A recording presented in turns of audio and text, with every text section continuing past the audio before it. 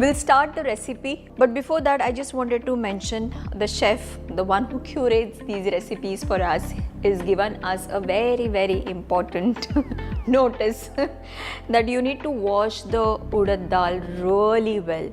So what he said is the more you wash it, the black color turns into green. So you need to keep washing it for almost 15-20 minutes at least. So that's the thing. Now we'll start with cooking our dals.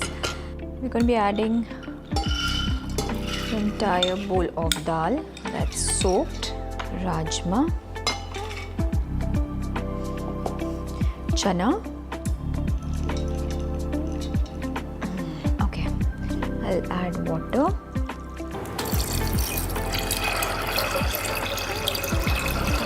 Okay, so I added about 2 glasses of water. And now about half a spoon of salt. Give it a mix